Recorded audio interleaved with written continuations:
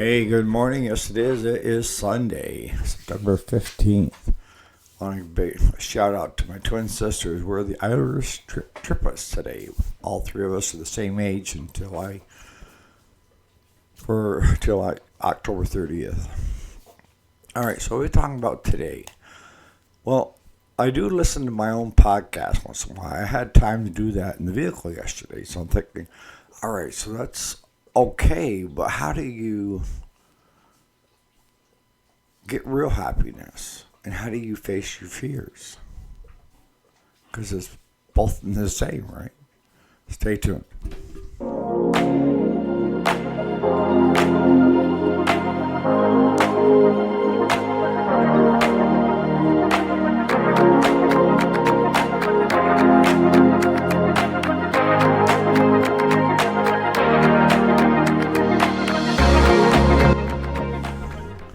Alright, so welcome back to the channel. My name is Eric, and today is Sunday. I do a weekend show and I do a weekday show. Monday through Friday, that's the weekday. It's available on podcast. I go off the rails usually on the weekends, and we talk about personal development and how to feel better about ourselves and the world we live in, and how to manage our way through it, right? And that's on a podcast as well. So if you didn't listen to yesterday's show on happiness being a state of mind, you should, because it kind of rolls into today's show, right? And, we've talked about with happiness, you can't live through somebody else, right? And you can't base it on achievements. And that happiness comes from within, and we can change our view at any moment to choosing whether we're going to be happy, sad, depressed. It's all within our change. We can change it. But let me just a little sidebar note, right? If you have mental health issues, that you are a depression and that stuff, no matter how hard you will yourself, you cannot make yourself happy, okay? And if that's you, then seeing a therapist is not a bad thing.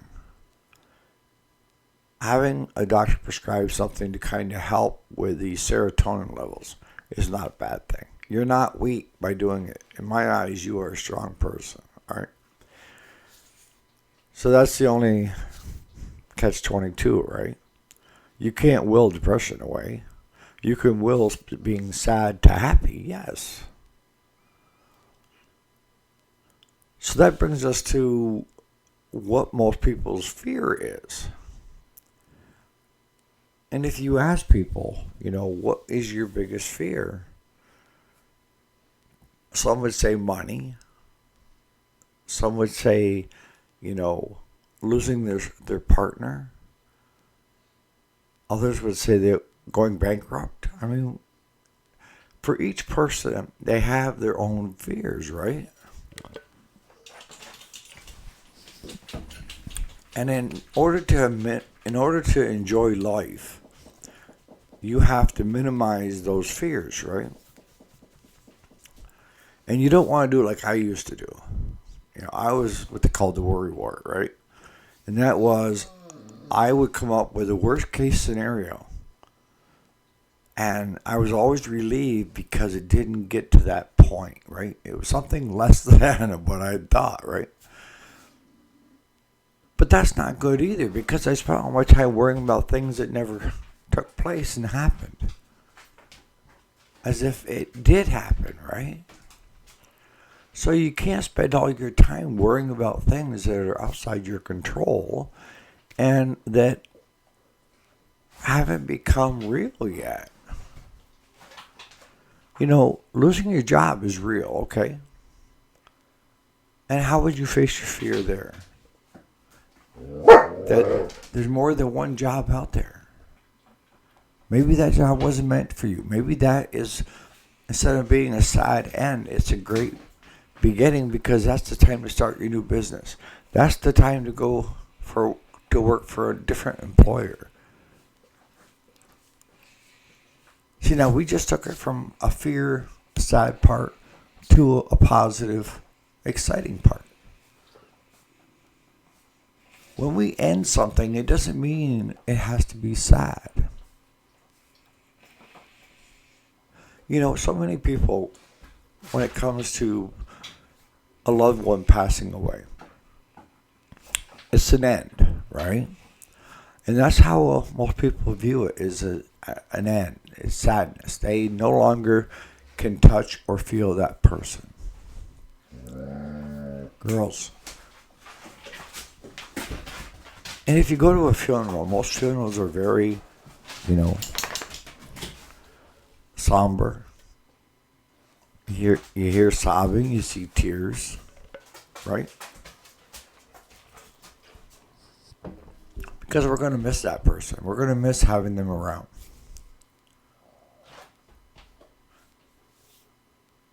But I've gone to funerals where the person did not want that.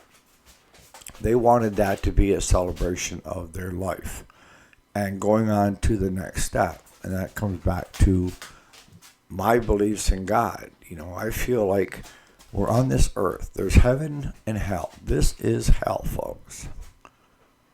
Hell is where you get to choose, but you get the repercussions of it, right? And when we no longer exist on this plane, in this world, hell, we're like the monarch butterfly. We go into a cocoon as a worm and come out with wings and fly away. Now, some will say that the ones on the other side can communicate with the ones on this side. And I do believe that. I do believe in angels and devils. And I believe that people that have gone before you are there if you ask them for help, to give you a little guidance, all right?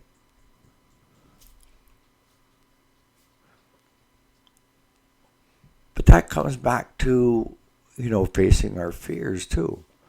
Is if we have such a fear of death, then we will avoid everything and anything to keep from happening, right?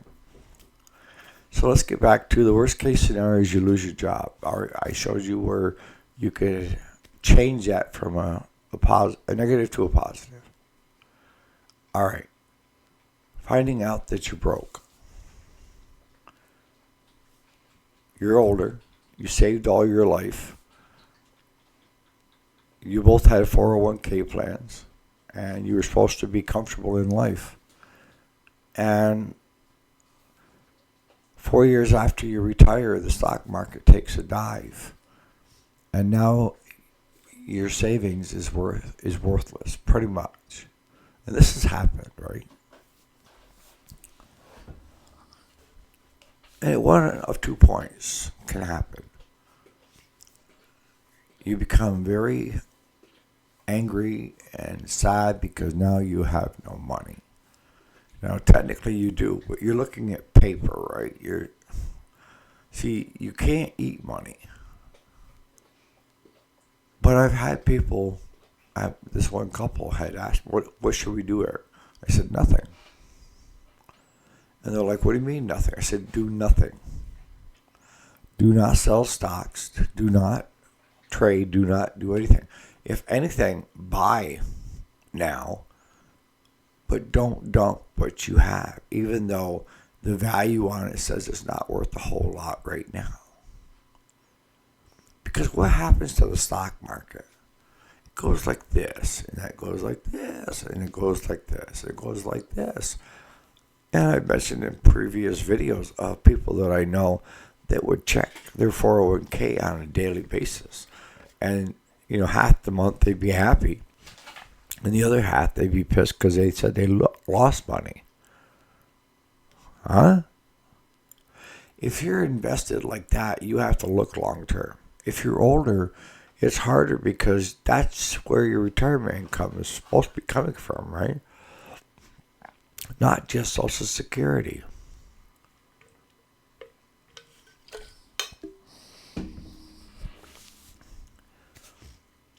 So